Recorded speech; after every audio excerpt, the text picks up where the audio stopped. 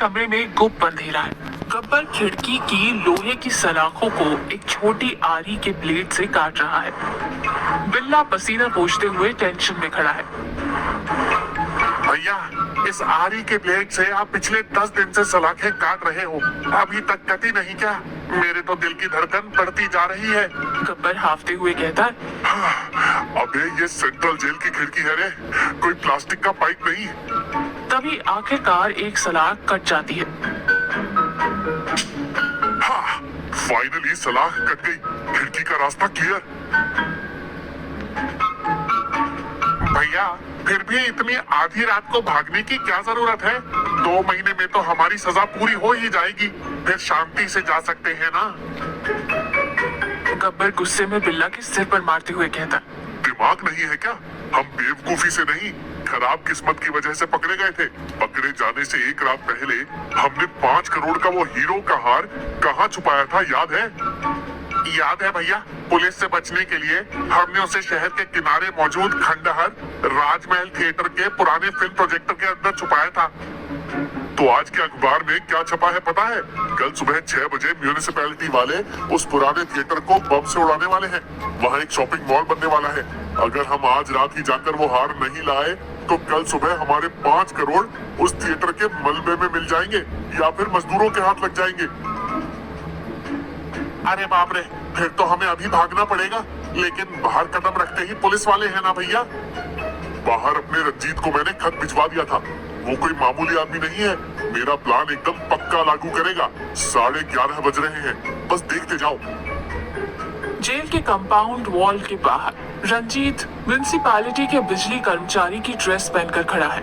वो एक ठेले पर 15 फुट लंबी बांस की सीढ़ी को कवर करके लाया है। वो इधर उधर देखकर एक रस्सी की मदद से सीढ़ी को कंपाउंड वॉल के ऊपर खींच लेता है।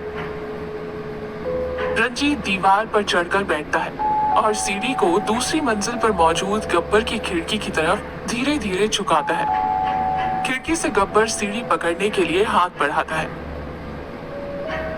रंजीत फुसफुसाते हुए कहता है, भैया, खिड़की के पास आ रही है, पकड़ लो। गब्बर हाथ बढ़ाता है, लेकिन सीढ़ी खिड़की की चौखट से ठीक आधा इंच दूर ही रुक जाती है। वो खिड़की तक पहुंच ही नहीं रही थी। अबे रंजीत, सीढ़ी पहुंच नहीं रही है रे, थोड़ा और आगे धकेले से।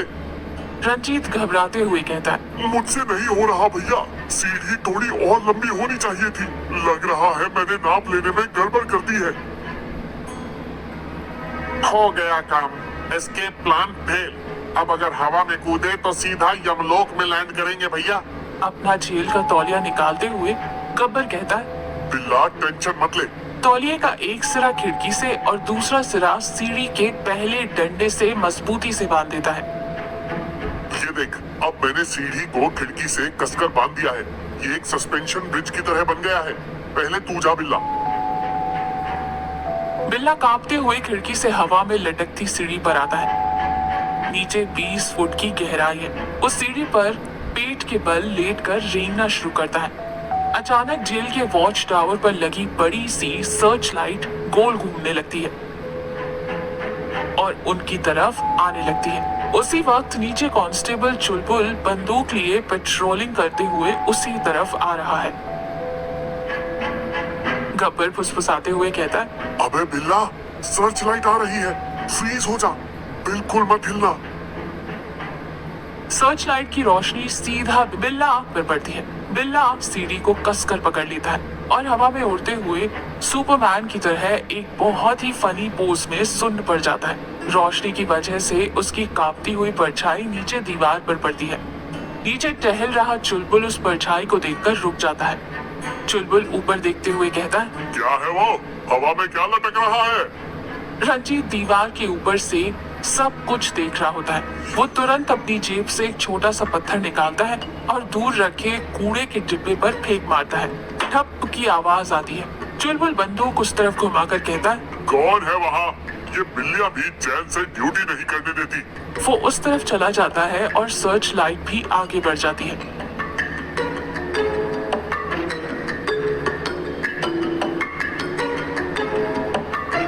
बिल्ला जान बची तो लाखों बार सोचकर तेजी से रेंगता हुआ दीवार पर पहुंचता है और रंजीत के पास जाकर गिर पड़ता है।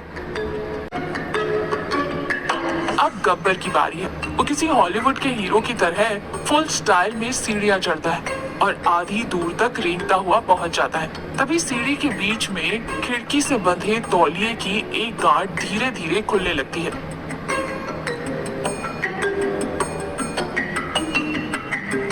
सीढ़ी आहिस्ता आहिस्ता नीचे की ओर खिसक रही है। अबे रंजीत, सीढ़ी फिसल रही है रे, गांठ खुल रही है। रंजीत हैरान होकर कहता है, अरे बाप रे, भैया घबराओ मत, मैं सीढ़ी को दीवार की तरफ अपनी पूरी ताकत से खींच कर रखता हूँ। रंजीत और बिल्ला दोनों मिलकर सीढ़ी को अपनी तरफ जोर से खींच लेते हैं, लेकिन गब्बर के भारी वजन की वजह से उन दोनों के पैर दीवार से फिसलने लगते हैं। भैया, फिल्मी डायलॉग मारना बंद करो और जल्दी हाथ पैर मार के रेंगते हुए आओ, हमारे हाथ जवाब दे रहे हैं। गब्बर अपनी जान बचाने के लिए एकदम से फुर्ती दिखाता है और तेजी से रेंगता हुआ कंपाउंड वॉल पर आ गिरता है। ठीक उसी सेकंड तौलिया खुल जाता है और सीढ़ी धड़ाम से नीचे गिर जाती है। धड़ाम से भयानक आवाज आती है।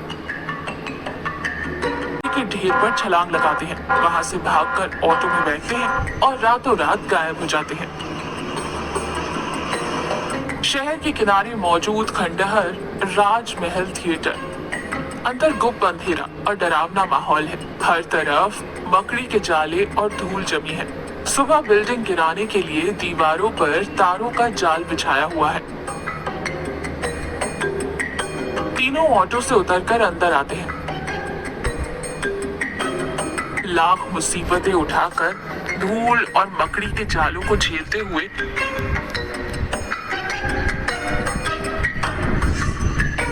वे अंदर मौजूद प्रोजेक्टर रूम में घुस जाते हैं। गब्बर खांसते हुए कहता है, मैंने कहा था ना, गब्बर जो प्लान बनाता है वो पक्का होता है। उस पुराने प्रोजेक्टर के पीछे ही हमारे 5 करोड़ का डिब्बा है। बिल्ला, हाथ डालकर खींच उसे। बिल्ला जाले साफ करता है और जंग लगे लोहे की प्लेट को हटाकर उस डिब्बे को बाहर निकालता है। तीनों के चेहरे पर काली धूल जमी है और वो किसी भूत की तरह लग रहे हैं। गब्बर खुशी में झूमते हुए कहता है, बिल्ला, हमारी मेहनत का फल मिल गया रे। कल सुबह इस थिएटर के साथ साथ हमारी गरीबी भी दूर हो जाएगी। डिब्बा खोल रंजीत। रंजीत बहुत बेताबी से उस डिब्बे को खोलता है, लेकिन अंदर हीरो का हार नहीं होता। उसकी जगह पुरानी 2 ईंटें और कागज का एक टुकड़ा रखा होता है। बिल्ला आंखें फाड़ कर सदमे में कहता है, भैया, इसमें हीरे नहीं है, बिल्डिंग तोड़ने वाली ईंटें रखी हैं। गब्बर कागज उठाकर उसमें क्या लिखा है पढ़ने लगता है। डियर गब्बर, तू इस थिएटर में हार छुपा रहा है, ये मैंने पहले ही देख लिया था।